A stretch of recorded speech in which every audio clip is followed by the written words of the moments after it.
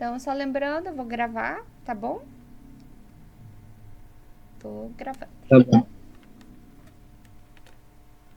Então, boa noite, bem-vindas, bem-vindo. Eu acolho vocês com as palavras das senhas de hoje, do Antigo Testamento, Salmo 25, que diz: Guia-me na tua verdade e ensina-me. Guia-me na tua verdade e ensina-me. No Novo Testamento, Evangelho de João, capítulo 8, versículos 31 a 32. Se vocês permanecerem na minha palavra, são verdadeiramente meus discípulos. Conhecerão a verdade e a verdade os libertará. Oremos. Que eu, Senhor, no momento decisivo, consiga reconhecer no adversário o irmão, naquele que atrapalha o dinâmico, no inconveniente o carente, no viciado o saudoso, no convencido o que outrora foi humilhado, no covarde o corajoso de amanhã, no oportunista aquele que se arrisca amanhã, no pessimista aquele que tem fome de luz e de cores. Isso não é fácil, bem sei. Seria necessária, ó Deus, a presença do Teu Espírito. Envia Teu Espírito sobre nós, Senhor, nessa noite de hoje. Orienta-nos com a Tua palavra e ensina-nos de acordo com a Tua vontade. Por Teu Filho amado, nosso Senhor e Salvador nosso. Amém. Gente querida, hoje temos a tarefa de trabalharmos os profetas Ageu e Zacarias. E eu compartilho com vocês, só lembrando o contexto histórico da atuação desses dois profetas. Na semana passada a gente viu que Ezequiel e Jeremias atuaram no tempo do exílio. Ezequiel na Babilônia e Jeremias permaneceu em Judá, né? Ageu e Zacarias são no período pós-exílico. Então, as pessoas já tinham voltado do exílio, já estavam lá tentando tocar as suas vidas, e é nesse contexto que se dá a atuação dos dois profetas. Ageu, mais ou menos no ano 520, e Zacarias, então, um pouco mais tarde, em 515 antes de Cristo. Lembrando que a gente está falando do período antes de Cristo, né? As pessoas, então, que haviam sido levadas para a Babilônia, tinham voltado e começado a reestruturar a sua vida, começado a reconstruir o templo e a cidade de Jerusalém, tendo a compreensão de que essas pessoas que tinham passado pelo exílio agora eram mais santas, tinham sido purificadas por Deus com através daquela experiência. Dá para, depois, se vocês puderem, se tiverem interesse, né, de revisitar os vídeos que a gente gravou sobre, dos estudos que a gente já fez sobre essa volta do exílio, para entender um pouquinho melhor o contexto, e também o vídeo que a gente, o estudo que a gente fez sobre Esdras e Neemias, que falam do contexto imediatamente depois desse aqui, de Ageu e Zacarias. Então, quando as pessoas que estavam na Babilônia voltaram, elas encontraram com o povo que estava na terra, que tinha, né, as pessoas trabalhadoras, campesinas, né, agricultoras, que também tinha misturado ali com os povos estrangeiros e encontraram uma forma de viver. Foram 70 anos de exílio, então 70 anos tinha mudado 2 gerações, né? Então, as pessoas tinham encontrado um jeito de viver e não aceitou tão calmamente que depois de 70 anos, o povo que estava fora, exilado, voltasse e simplesmente dissesse: olha, a partir de agora vai ser do nosso jeito, porque a gente é um povo que foi purificado, um povo que está santificado, um povo que passou pela provação e voltou, então agora vocês têm que fazer do jeito que a gente quer. O povo que ficou em Judá se rebelou, e a gente tem alguns indícios disso em outros livros. Em Ruth, o livro de Ruth fala sobre aquela mulher estrangeira, né? E numa forma de dizer, olha, a gente pode viver de um jeito diferente aqui. o livro de Jonas, o livro de Jó e o terceiro Isaías. O terceiro Isaías é os últimos 10 capítulos do livro de Isaías, é do trito Isaías, o terceiro Isaías. Ali do capítulo 56 até o capítulo 66. Ele fala justamente contra as arbitrariedades, especialmente dos sacerdotes que voltaram e quiseram mandar ali no parquinho. Então, olhando para Ageu, e aí eu vou pedir para vocês abrirem a Bíblia de vocês aí, porque a gente vai fazer aquilo de ir lendo alguns textos para ir entendendo, tá bom? Ageu menciona especialmente duas pessoas. Ele fala em Zorobabel e sobre Josias. Quem era esse tal de Zorobabel? Eu não sei se na Bíblia de vocês a tradução o nome fica igual. Zorobabel era descendente de Davi, ele era neto do rei Joaquim, que havia sido exilado. Então, como descendente de Davi, ele tinha direito ao trono, e quando eles voltaram, ele assumiu a liderança política. A gente vê também o nome de Zorobabel, ele é mencionado por Esdras e Neemias. Ele não tinha muito poder político em si, mas ele tinha um poder simbólico diante do povo, porque, afinal de contas, ele era descendente de Davi, né? Tinha direito histórico e dado por Deus de ser o líder político. E isso, para os mais patriotas, isso foi bem significativo, né? Ter essa liderança reconhecida.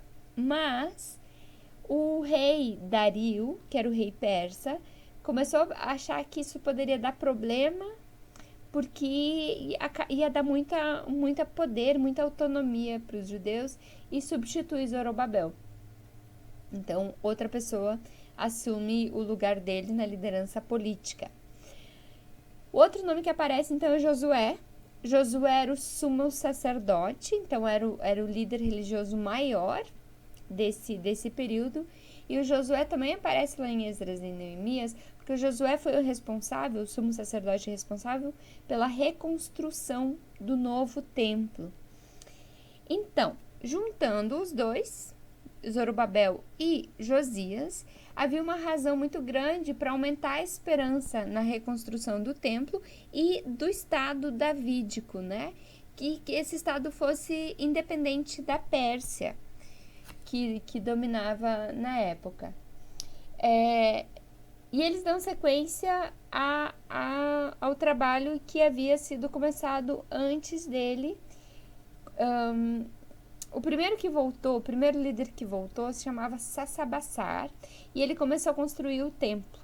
Só que os povos da terra disseram: vocês estão explorando a gente, não dá para ser assim. Aí a construção parou, tanto do templo quanto das muralhas. Zorobabel e Josias dão continuidade a essa tarefa, e agora com esse poder, então, de ser, né, sumo sacerdote e descendência de Davi, né? E nesse ponto, então, Ageu e Zacarias têm um papel bastante importante. Vamos começar primeiro pela relação entre Ageu e Zorobabel, tá? Para a gente compreender melhor Ageu, a gente precisa entender que ele percebe, naquele momento histórico, uma chance do seu povo, que era dominado pela Pérsia, pudesse passar por uma libertação e independência. Naquele momento da atuação de Ageu, o rei da Pérsia tinha morrido e ele não tinha deixado herdeiros. E aí deu bagunça. Quem é que assume o trono, né? Então foi mais ou menos um ano de conflito, mais ou menos um ano de bagunça lá, até que se definiu, então, até que Dario assumisse o reinado da Pérsia. E Ageu vê nessa crise da liderança do reinado da Pérsia uma possibilidade para liberdade. E o profeta, então, anima Zorobabel, Josué e todo o povo a reconstruírem o templo de Yahvé, porque ele entende que o templo poderia ser um elemento importante nessa libertação. Vamos ler um trecho? Ageu, no capítulo 1, os versículos 12 a 14. Alguém de vocês lê? Ageu, capítulo 1, os versículos 12 a 14. Eu posso ler, pastora? Tá 12. É capítulo 1, 12 a 14. 12 a 14. O povo obedece à ordem de Deus.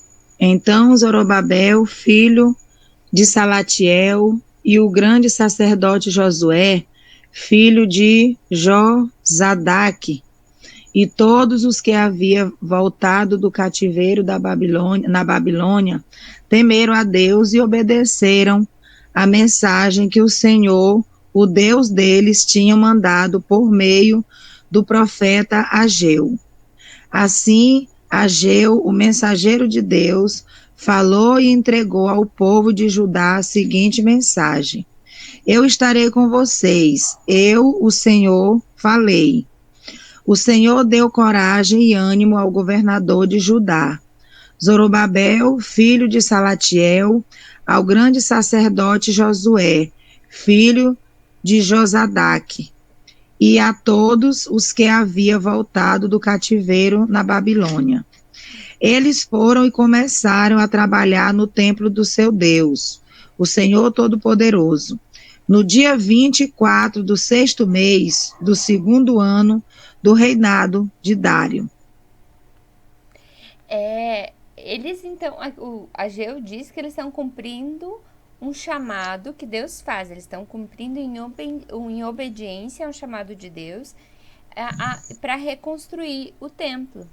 Tem um teólogo chamado Hildo von Gass, ele faz uma análise bem interessante da intenção de Ageu de reconstruir o templo e que pode passar despercebida se a gente não presta atenção. Vamos lá vamos dar uma olhada no capítulo 2, os versículos 7 a 9, para complementar essa informação. 2, 7 a 9. Isso.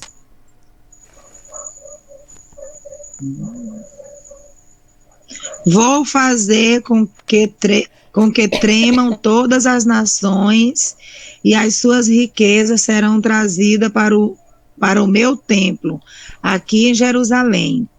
E assim encherei o meu templo de beleza. Toda a prata e todo o ouro do mundo são meus. Até o 9, pastora? Isso. Então o novo templo será ainda mais belo do que o primeiro. E dali eu darei prosperidade e paz a meu povo. Eu, o Senhor Todo-Poderoso, falei. Por que vocês acham que ele pede para prata e ouro serem levadas para o templo? Pensando agora um motivo político para isso. Vocês têm alguma ideia?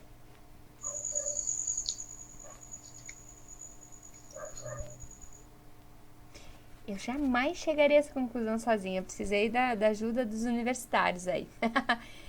Porque se a prata e o ouro estão no templo, elas não podem ser tributadas. Não são enviadas como recurso para a Pérsia.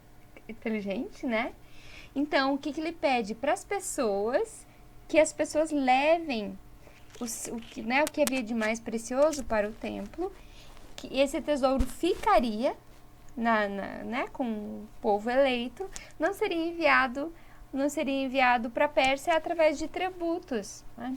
E uma vez livre da tributação, o templo, como esse espaço de reorganização da comunidade judaica repatriada, de volta do exílio, deveria ser um sinal, uma mostra da presença de Deus, né? O doador da paz. E uns versículos depois, lá no 19, o doador de bênção. Não o texto, né, que a gente leu fala de glória, da beleza do templo, né, essa casa de Deus. Quando Zorobabel, então, é afastado, daí também não se fala mais muito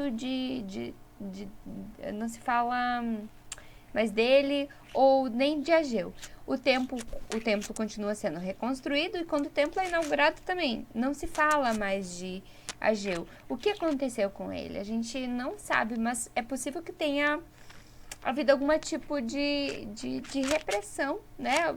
Pode ter acontecido alguma coisa ali que impediu o ministério dele e porque tanto ele quanto Zorobabel o Zorobabel é tirado né, da liderança e Ageu tem o seu ministério, o seu profético interrompido. Sem Zorobabel, essa liderança do povo, a liderança própria, né, a sua liderança, não agora da Pérsia, uma liderança nacional, ficou toda concentrada onde? No templo, né? Antes ainda era dividida, tinha os descendentes de Davi e tinha o sumo sacerdote. Quando o descendente de Davi é tirado dessa posição, toda a liderança política se concentra no templo, né? Nas mãos de Josias. E há indícios de que as lideranças, Josias e os sacerdotes, tinham alguma espécie de acordo com os persas que davam liberdades, né, para coletar os tributos ali, para ficar com alguma parte deles, liberdade de atuação, de culto, ao mesmo tempo que passava um pano, desculpa a expressão, passava um pano para a liderança da Pérsia, né, e ajudavam o povo a amenizar um pouquinho o fato de estarem sendo um povo dominado. E, de novo, no Trito Isaías, ali nos capítulos 56 a 66, o profeta fala especialmente sobre essa situação, né, daqueles guias guiando cegamente seu povo. Vale a pena dar uma olhada pensando nisso, que ele estava escrevendo justamente para os líderes do templo nesse momento, né? É indiscutível a importância que o templo assume nesse momento. E eu fiquei me perguntando, assim, se a gente tem consciência hoje da importância que o templo tem na nossa vida também, né? O templo como espaço físico, a nossa igreja, assim. Por mais que a gente saiba que é um espaço utilitário, né? Um espaço que a gente utiliza para a celebração do culto. Mas, de alguma forma, o que acontece ali não é cotidiano, né? É algo especial. O que é dito ali no espaço, por exemplo, de celebração, tem um peso diferente, né? Não tem? Do que a gente tá ali reunido jogando ping-pong, tá? Tô eu lá jogando ping-pong com o David e eu falo alguma coisa, o David escuta com o ouvido. Agora, se a pastora tá falando durante o culto, é um pouco diferente, né? Tem essa aura, não só aura, essa mística da celebração. Se ainda hoje tem poder, imagina o poder que tinha naquela época, né? Vamos para Zacarias? Eu não sei se vocês leram Ageu, se vocês têm alguma pergunta.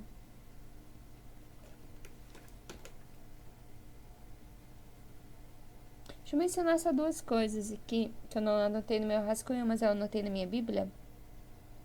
Lá no capítulo 1, quando Ageu tá chamando as pessoas a contribuírem para a construção do templo, ele chama um grupo específico, lá no versículo 4 do capítulo 1. O versículo 4 do capítulo 1. Achou, David? Quer ler? Dá para vocês me ouvirem? Uhum. Dá sim. Dá sim, David. Tá, obrigado. É para vós tempo de habitardes nas vossas casas estucadas, e esta casa há de ficar deserta.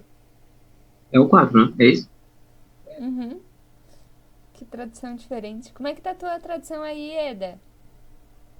A minha tá aqui, povo de Judá, será que fica bem vocês vierem em casa luxuosa, enquanto o meu templo continu, enquanto meu, pastora, é o 4, né, pastora? É, isso Enquanto o aí. meu templo continua destruído, Isso. Obrigada. faz uma pergunta, É isso aí. povo, Oi? David. Oi? Tô dizendo desculpa, ele faz uma pergunta, né?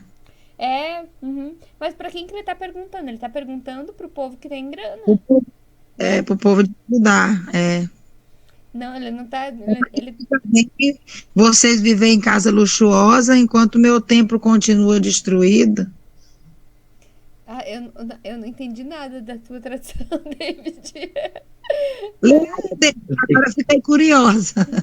eu fiquei vendo aqui, ele usa umas palavras muito esquisitas, tipo, no lugar de luxuoso ele usa estucada.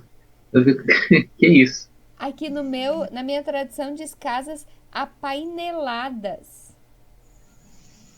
Também, apaineladas, eu também tive que olhar na tradução da linguagem de hoje. A casa, aqui explica, casa apainelada, que eram casas bem acabadas, com madeira, tal como cedro nas paredes, né? Talvez nesse sentido seja a tua tradução aí. É porque a tradução tem isso, né? Você pega um tipo de casa, um tipo de expressão que existia lá naquela época e tenta.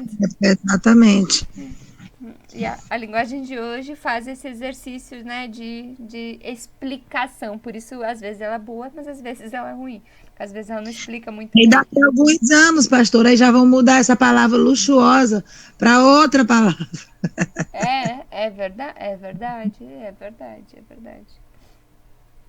Aí, na sequência, que me chama a atenção, é que ele fala quais são os motivos para construir. Ele traz dois motivos. A gente não vai ler porque a gente ainda tem que entrar em Zacarias, né? Vou dar uma resumidinha mas nesse trecho. Ele fala sobre uma seca, né? Deus teria enviado uma seca muito forte, muito grande. E a outra, ele traz a memória do êxodo. Olha só o que Deus já fez por vocês, né? Vocês estão deixando aí o meu templo em ruínas, né? E a seca seria consequência também do fato do povo estar se preocupando tão pouco com a construção do templo, né? E aí a consequência disso seria a seca. O fato do povo não estar dando tanta importância para a construção do templo. O texto de Ageu, ele é bem curtinho, né? Assim, se vocês não leram, a partir do que a gente conversou aqui, 2 capítulos dá para ler antes de dormir hoje, agora com essas informações, dá para ler o que falta. Vamos lá para Zacarias? Então, Ageu trabalhou ali, atuou ali mais ou menos em 520 e depois meio que some do mapa, né? E aí, logo depois, Zacarias entra em ação. Então, Zacarias trabalha muito mais com na parceria, vamos dizer assim, de Josias. Josias aparece mais no texto de Zacarias. Ele atua em 515, na época no momento em que o novo templo é inaugurado. Os capítulos, para a gente identificar o profeta, os capítulos 1 a 8, os exegetas identificam os capítulos 1 a 8 como sendo dele. Os capítulos 9 a seguintes seriam posteriores, inclusive de uma época bem tardia já do helenismo ali já, com a ocupação grega, que é onde tem mais visões, então não seria de Zacarias propriamente disso. Inclusive em 2 momentos escritos, em 2 momentos históricos diferentes um do outro. Então, Zacarias apoiou Josué na construção do templo. Dá para ver lá em Esdras, no capítulo 6, em que o momento em que o templo é dedicado, né? Essa inauguração e dedicação para o trabalho do Senhor. Havia muita expectativa, havia muita esperança nesse momento, porque lembrem, lá quando o povo estava lá na Babilônia, vocês lembram que o Ezequiel dizia a esperança estava toda colocada justamente na volta e na construção do templo.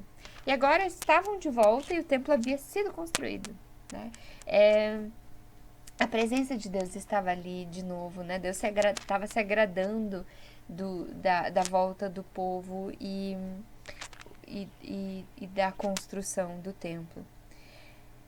Zacarias, todavia, é um crítico do projeto da monarquia, diferente de Ageu. Gente, Ageu, toda vez que eu falo Ageu com o Zacarias, eu falo Azeu. Então, Ageu tinha muita essa intenção, falava, né, tinha Zorobabel e tal, essa monarquia davídica, né? Já o Zacarias, ele é muito crítico sobre essa monarquia.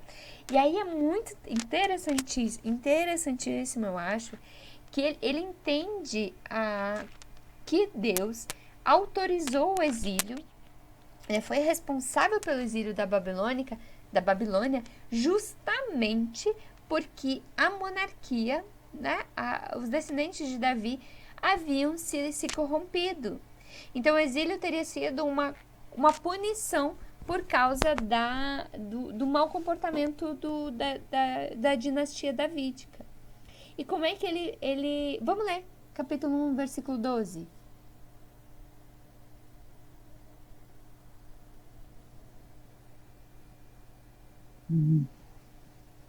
É o 12, é o 12. Isso. 12.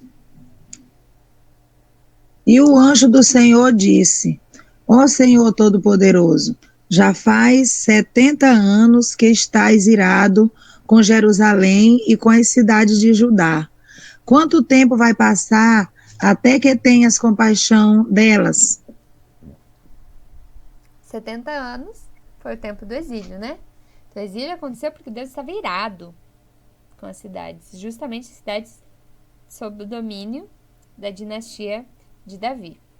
Mas Zacarias não simplesmente fala isso e tá bom, então esse reinado aí não presta. Não, ele tem um projeto.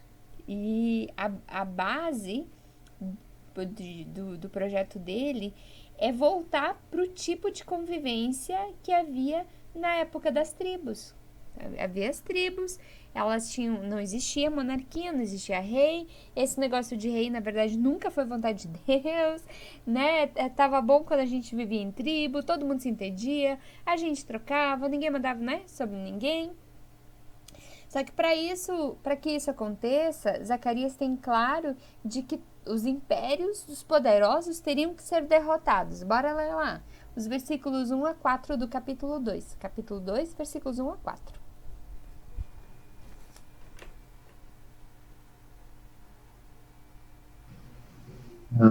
Eu leio agora? Uhum. Pode. Obrigado. A terceira visão, Jerusalém à medida. Tornei a levantar os meus olhos e olhei, e vi um homem em cuja mão estava um cordel de medir. E eu disse: Para onde vais tu? E ele me disse: Medir Jerusalém para ver qual é a sua largura e qual o seu comprimento. E eis que saiu o anjo que falava comigo, e outro anjo lhe saiu ao encontro. Ele disse: Corre, fala a este mancebo, dizendo: Jerusalém será habitada como as aldeias sem muros, por causa da multidão nela dos homens e dos animais. Uma Jerusalém sem muros. Neemias não deve ter gostado nada disso depois quando ele vem e fecha Jerusalém com muros, né? Uma Jerusalém sem muros e ao redor dela aldeias, né? Só que para isso tinha que ser derrotado os homens, os povos os maus, né? Que dominavam sobre a cidade. E o segundo teria que ser afastada toda maldade e toda injustiça para longe. Vamos lá para o capítulo 5.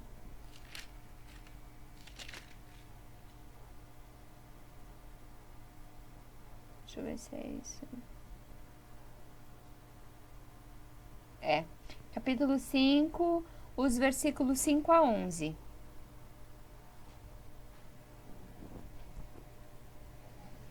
Tá. E saiu o anjo que falava comigo e me disse: Levanta agora os teus olhos e vê que é isto que sai. E eu disse: Que é isto? E ele disse: Isto é um efa que sai. Mas disse: Esta é a semelhança deles em toda a terra. E eis que foi levantado um talento de chumbo, e uma mulher estava sentada no meio do efa. E ele disse: Esta é a impiedade, e a lançou dentro do efa, e pôs sobre a boca do efa o peso de chumbo. E levantei os meus olhos e olhei, e eis que duas mulheres saíram agitando o ar com as suas asas, pois tinham asas como as da cegonha, e levantaram a efa entre a terra e o céu. Então eu disse ao anjo que falava comigo: Para onde levam estas o efa? E ele me disse: Para lhe edificarem uma casa na terra de Siná, e, estando ela acabada, ela será posta ali em seu próprio lugar. Entenderam tudo, né? O que é um efa? Efa é um recipiente. É recipiente, né? E é claro que... então, como é que tá na tua tradução aí, Eda? Como é que traduz aí o efa? Você conseguiu identificar? Aqui é onde vão colocar a cesta numa base. Cesta, isso. É um recipiente, tipo um cesto, né? Então ele tá falando sobre a ação de Deus, né? De tirar de Jerusalém, de Judá, a iniquidade e levar ela para longe através de suas visões, né? Eu acho bem bonito, inclusive, que ele vê anjo. As visões dele são difíceis também, mas é um pouco menos surreais do que as de Ezequiel. Pelo menos ninguém fala que ele tá vendo alienígena. É só Ezequiel mesmo. Então, mas como é que se tira a iniquidade, a maldade de lá, né? Segundo ele, vamos lá para o capítulo 4, não seria possível pelo poder das armas, mas pelo poder do Espírito de Yahvé. E esse versículo, esse acho que todo mundo sabe de cor. O David, com certeza. Capítulo 4, versículo 6. E respondeu e me falou, dizendo: Esta é a palavra do Senhor a Zorobabel, dizendo: Não por força nem por violência, mas pelo meu espírito, diz o Senhor dos Exércitos. Saber de cor, né? O Senhor dos Exércitos. Então, o Espírito de Deus vai agir, né? Assim como agiu no castigo, vai agir para purificar a cidade de toda maldade, mas não só, né? Você imagina, uma cidade sem muros se protege como?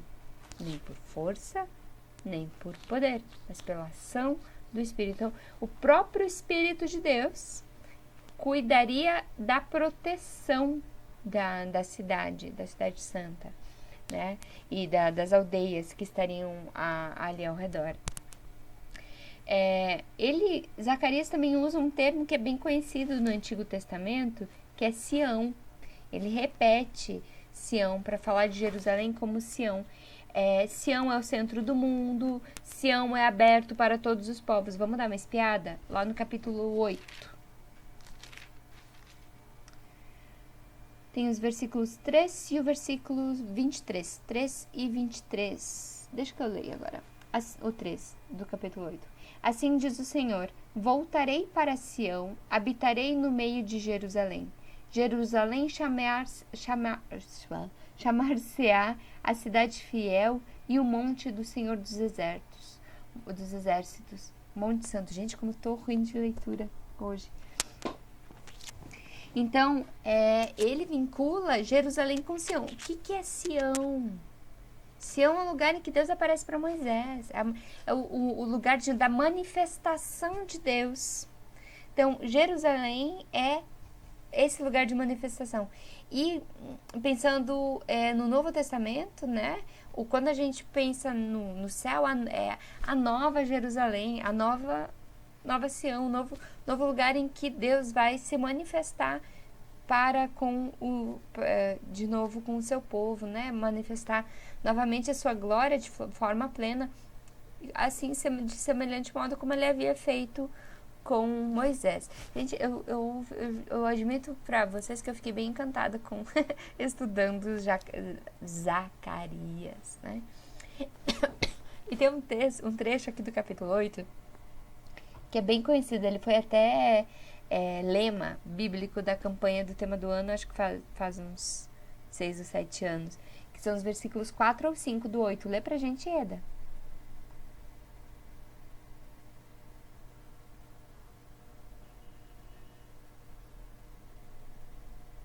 Qual é o versículo? 4 e 5 do capítulo 8. Do 8, né? Capítulo 8, versículo 4 e 5. Mais uma vez, os velhinhos... Não está certo, meu Deus do céu. É Sim, Zacarias? sim. É do 4 a 8. Fala de Mais uma vez, os velhinhos e as velhinhas com as suas bengalas na mão vão se sentar nas praças de Jerusalém. E as praças ficarão cheias de meninos e meninas brincando. Isso pode parecer impossível aos que voltaram do cativeiro da Babilônia, mas não é impossível para mim. O Senhor Todo-Poderoso, não é impossível para mim, o Senhor Todo-Poderoso. Vou salvar meu povo, eu os tirarei dos países do leste e do oeste, para onde foram levados como prisioneiros. E os trarei de volta para Jerusalém, onde ficarão morando. Pastor, eu estou ruim de leitura, que nem você. Me atrapalhei todinha aqui. E os trarei de volta para Jerusalém, onde ficarão morando. Eles serão o meu povo, e eu serei o seu Deus, e os governarei com justiça e fidelidade. Porque era até o 5, mas foi bonito. Fui até atrás, fui até onde o 8, né? Foi bom. É porque como tá na linguagem diferente, eu me atrapalho toda aqui lendo, às vezes. Não, mas foi bom, né?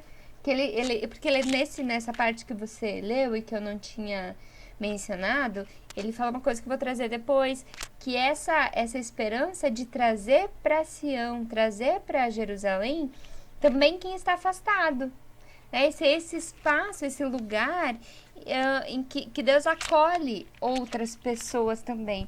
E esse texto, esse trecho, de forma bem especial, é maravilhoso, né? Pensar em lugares... Pra gente que vive preso, a gente que vive com medo, pensar nessa imagem, né, Ieda, nós duas de bengalinha, o David trazendo as suas crianças e, né, lá sentando com a gente, todo mundo junto, brincando, né? Que imagem mais linda, que imagem de paz e de alegria, né? Verdade. Imagem, né, de um povo dominado, um povo invadido, né, um povo expropriado, um povo tendo que pagar tributos altíssimos, né, de um dinheiro que é para fora. Ter essa imagem de um lugar de paz, em que todo mundo é bem-vindo, quem tá longe, que pode chegar, um lugar sem muro, né, de todo mundo sentando junto. Vamos combinar que é uma visão do paraíso, né? É uma visão do paraíso, especialmente pra gente também hoje, na nossa realidade. Mas não só de paz e de sorrisos fala Zacarias. Ele pega no pé do povo que é hipócrita também. Lá no capítulo 7 ele fala sobre jejum. E a gente pode pensar, né, vai falar sobre jejum, vai nos mandar jejuar. Na verdade, ele está falando sobre que o povo deve jejuar direito, né? Não jejuar para mostrar que vocês estão jejuando, ou vocês estão sofrendo, né? Mas para ele, o jejum deve se concretizar numa prática do restabelecimento da justiça. Não para mostrar piedade, mas para mostrar misericórdia, compaixão e na defesa dos direitos das pessoas mais pobres, das viúvas, dos órfãos, dos estrangeiros. Para vocês não acreditarem na minha palavra, vamos olhar. Capítulo 7, os versículos 9 a 10. David, sobrou para você, viu? Que as vovozinhas de Bengala estão ruins na leitura hoje. Tudo bem. 9 ao 7?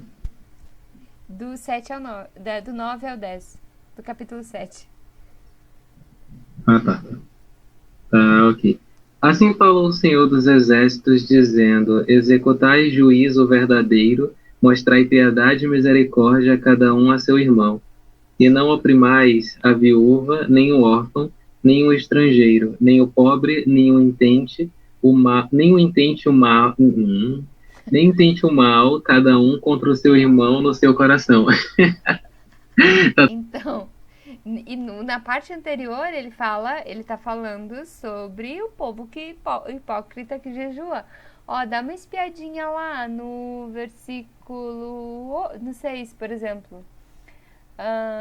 Não, no 5 já. Fala a todo o povo dessa terra e aos sacerdotes. Quando jejuastes e pranteastes no 5º e no 7º mês durante esses 70 anos, acaso foi para mim que jejuastes? Com efeito, para mim? Quando comeis e bebeis, não é para vós mesmos que comeis e bebeis? Não ouviste vós as palavras que o Senhor pregou pelo ministério dos profetas que nos procederam quando Jerusalém estava habitada e em paz com as suas cidades ao redor dela e ao sul da campina eram habitados? Ele fala com muita dureza, né? Para quem que vocês estão jejuando? Né? Para quem? É para mim mesmo? Se você está comendo e bebendo, é para mim mesmo, né? E na sequência ele fala justamente sobre esse cuidado das pessoas mais pobres. No capítulo 8 ele retoma os versículos 16 a 17. Eis as coisas que deveis fazer. Falai a verdade, cada um com o seu próximo. Executai juízo nas vossas portas, segundo a verdade, em favor da paz. Nenhum de vós pense mal no seu coração contra o seu próximo, nem ame o juramento falso, porque a todas essas coisas eu aborreço, diz o Senhor. Verdade, justiça, não fale mal dos outros, né? É isso que, segundo o profeta Zacarias, Deus quer. E vamos combinar que pra gente viver num lugar de paz, né? É necessário que essas coisas aconteçam. Como é que você vai viver se não houver justiça? Como é que vai haver paz, né? Por mais que ele fala que é ação do Espírito, mas essa ação do Espírito, ela move comunidade, né? Ela move as pessoas e tem consequências concretas. Assim como a graça de Deus, a graça que não traz como consequência a gratidão e gestos concretos de amor, é uma graça, como o Dietrich Bonhoeffer chama, né? Uma graça barata, que a gente transforma em graça barata porque não coloca em ação de amor, né? Então, voltando aqui para minha colinha, para Zacarias ainda há uma esperança de um descendente de Davi. E daí a gente começa a se aproximar com o Evangelho. Porque lembram que eu falei que ele dizia que a culpa do exílio havia sido dos descendentes de Davi, do reinado. Só que aqui ele começa a mudar um pouquinho e falar de uma esperança futura de um descendente. Quer dizer, ele não exclui totalmente a possibilidade de uma descendência, mas ele está falando de algo novo. Vamos lá, capítulo 6. Os versículos 12 a 14. Como eu li bonitinho, eu espero que vocês leiam também agora. Eu vou ler, pastora. 6 a 14. Do 6. Isso, capítulo 6, versículos 12 a 14, desculpa. E diga a ele que o Senhor Todo-Poderoso promete o seguinte: o homem chamado de ramo novo brotará das suas próprias raízes e construirá de novo o templo do Senhor. É ele que vai reconstruir o templo e receber as honrarias que pertencem ao rei. Ele vai sentar no seu trono e reinar. Um sacerdote se sentará no seu próprio trono e haverá uma paz perfeita entre o ramo novo e esse sacerdote. Mas depois a coroa será colocada no templo do Senhor em memória de Eldai, de Tobias, de Jezadaia, como é, pastora? Gedaías. Gedaías e de Josias, filho de Sanfonias. Ok, vamos dar uma parada aqui. Como é que o ramo novo chama aí no teu, né? Na tua tá renovo, David, ou tá uma outra palavra? No versículo 12. Virá aquele cujo nome é Renovo, né? Renovo, que é renovo, né? De ramo novo. A palavra no hebraico é tshemach, quer dizer de um broto cortado nasce, né? Um broto novo, né? De algo novo daquilo que parecia que não existia mais, não havia mais. E ele está falando aqui do Messias, né? Ele menciona isso num outro texto também, a gente vai ver depois. Então ele fala algumas vezes desse renovo, desse ramo novo que virá. Só que daí ele fala que vai ser lá no templo, né? Ele fala que vai nascer, mas que vai lá no templo, daí já menciona os sacerdotes, né? Seria possível nascer, se concretizar esse lindo projeto dele, né? Inclusive no Messias, né? Naquele templo, né? Que era um espaço de corrupção, de pessoas aliadas ao projeto político da Pérsia. Difícil, né? Difícil. E não é o vamos lá, vamos voltar umas. Deixa eu ver. Não é esse aí que a gente leu mesmo. Porque ele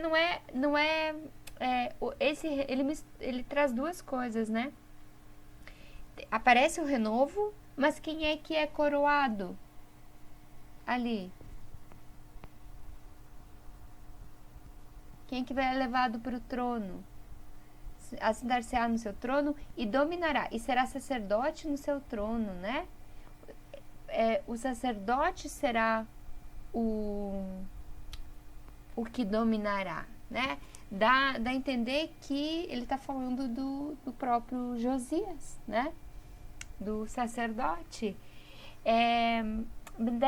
Mas aí esse renovo não seria descendente de Davi, seria o sacerdote Josué, e esse sacerdote se sentará no trono, a coroa é depositada no templo, até que o dia em que essa esperança messiânica aconteça e esse renovo, né, apareça. Parece um pouco confuso, né? Assim, imaginar essas duas coisas, talvez porque a gente conheça Jesus, né? E Jesus diz, eu destruirei esse templo todinho aí, se eu quiser, e reconstruir em 3. Pensando no templo. Talvez essa compreensão de Jesus, como a gente sabe, né? O Messias concretizado por Deus, nos dá um pouco de buga aqui da gente entender como é que ele aqui está falando, vinculando o Messias com o trono. Mas, pensando, né, nele aqui, só um pouquinho. Bem-vinda, Frau Bus. A gente tá lá no capítulo 6, tá? Se quiser dar uma espiada de Zacarias. Tá. Franciele, pastora Franciele, eu tô aqui, mas eu vou fechar um pouquinho a câmera. Tá bom, sim, senhora. Tá? Eu tenho que comer alguma coisinha. Tá bom. Mas eu tô aqui. Então, como é que é? Aonde? Capítulo 6 de Zacarias. Zacarias, tá. Então, voltando um pouquinho, né? A Miriam vai olhar lá enquanto conta, no capítulo 6, versículos 9 até o final. Então ele vislumbra a coroa sendo levada para o templo e coroando o sacerdote. Ao mesmo tempo ele fala de um renovo, né? Que virá, esse rebento, esse renovo, ramo novo, né? A partir do momento em que esse ramo novo se confirma, ele também acaba tendo poder político nas mãos, né? Agora, se ele está no templo e tem o poder político também, ele tem o poder... deixa eu tentar reformular. No templo estava o poder religioso, certo? Agora, se essa coroa, que é do reinado de Davi, vai para o templo também, o templo ganha duplo poder, né? O sumo sacerdote ganha um poder ainda maior, que é o poder político. Então, a gente tem o poder religioso e aí tem poder político. Uma comparação com a nossa realidade é uma mera coincidência, né? Por crentes e pessoas religiosas cada vez mais querendo assumir o poder político também, né? E que isso é perigoso, né? Isso é muito perigoso. Então, na prática, no dia a dia do poder político de Israel, quem mandava eram os persas, né? Eles tinham poder político. Mas o poder simbólico da fala de que Zacarias tem é grande, né? Assim, pensar que também lá vai ser instaurado o poder político. Pois bem, vamos ver, deixa eu ver aqui minha colinha. Eu até lembrei aqui, né, pensando em Neemias, que volta, e Neemias volta com bastante poder por parte do governo persa. Ele tem inclusive mais poder do que o sumo sacerdote, assim, na prática, né? Mas a questão é quanto poder esse poder simbólico por parte da religião tem sobre o povo, né? Pode falar, David. Pastora, eu estava pensando aqui, né, sobre a senhora falando dessa junção do poder no templo e da coroa que se junta à questão do templo, né, então representando o poder político.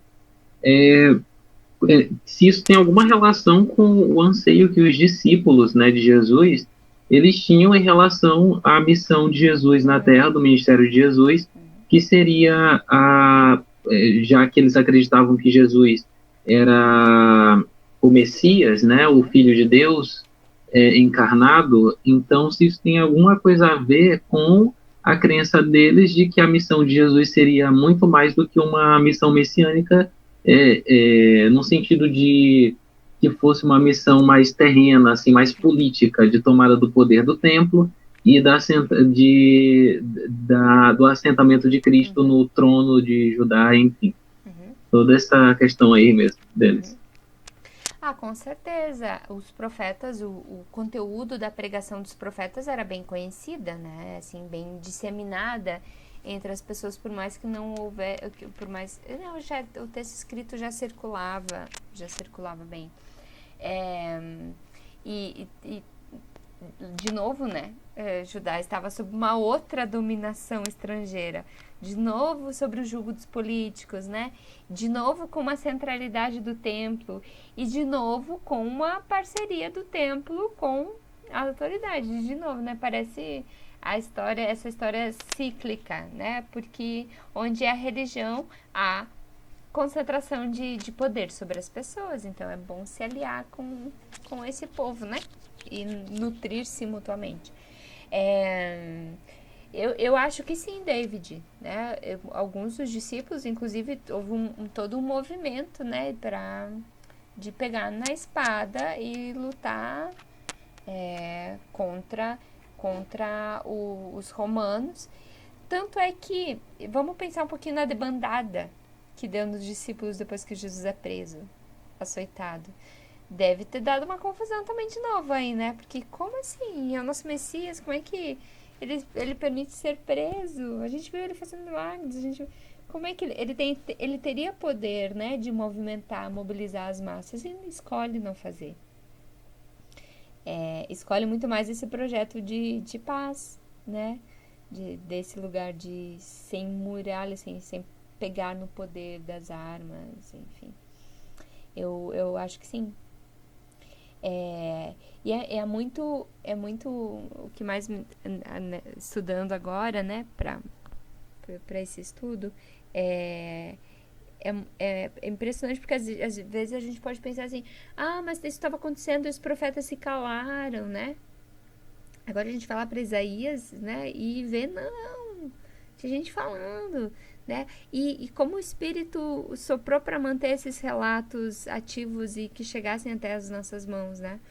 E quando a gente for depois estudar sobre os livros de sabedoria, a gente vai perceber que o Cântico dos Cânticos tá lá. Também é um texto de rebeldia, né? Diante dessa situação que estava acontecendo ali. Também está presente em Jó. E a gente diz, não, Jó é bem sobre outra coisa, vamos ver. A gente vai buscar também indícios dessa postura de reação diante desse sistema, né?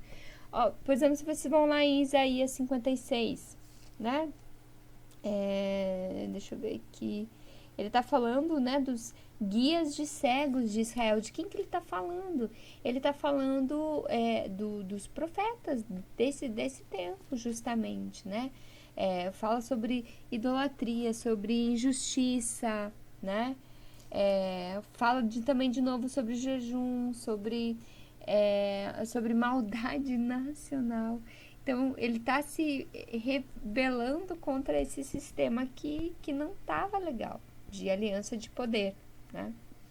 E cada vez mais os sacerdotes, a lei e o templo vão centralizando também as ações de profecia, né? Então, depois de Zacarias, a gente tem ainda Malaquias e não tem mais profetas literários, né? Aí pode-se pensar, não, mas então a profecia acabou, como é que a gente fica, né? A gente percebe ainda Zacarias, né? Eu falei só de Malaquias, mas os capítulos 9 e seguintes de Zacarias, que são desse tempo posterior, né? Terceiro Isaías, Jó, Cântico dos Cânticos, Ruth. Vamos ler Ruth, que é a história que a gente conhece tão bem. Também é essa fala de reação, como eu já disse antes. Jonas, daí tem Malaquias, que a gente ainda vai ver nas próximas semanas, né? Joel, Jonas. Essa profecia em defesa a favor da vida do povo, do pós-exílio, está presente ali. E mesmo que pode estar um pouquinho, às vezes um pouquinho camuflada, ela está presente, dizendo não, o povo precisa de viver numa terra de paz e de justiça, em que todas as pessoas tenham suas necessidades atendidas e sem desvio de conduta por poder, né? Mas para mim e vou encerrando aqui, para mim o que mais pegou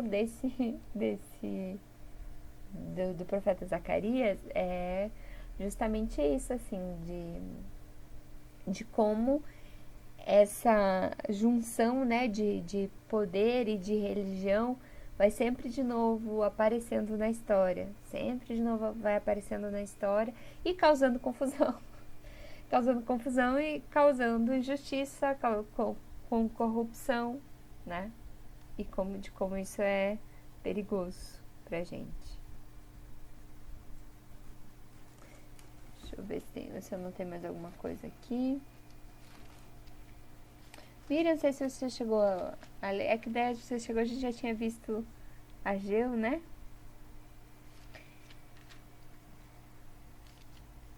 A gente leu antes do renovo. Lá no capítulo 13 ele fala de novo do renovo. Eu disse que ele falava em um outro momento. Lá no capítulo 13 ele fala de novo do renovo. Eis que lá no versículo 8, Ouve, pois, Josué, sumo sacerdote, tu e os seus companheiros que se assentam diante de ti, porque são homens de presságio. Eis que eu farei vir o meu servo, o renovo. Nessa imagem de uma visão futura, né, da vinda do Messias.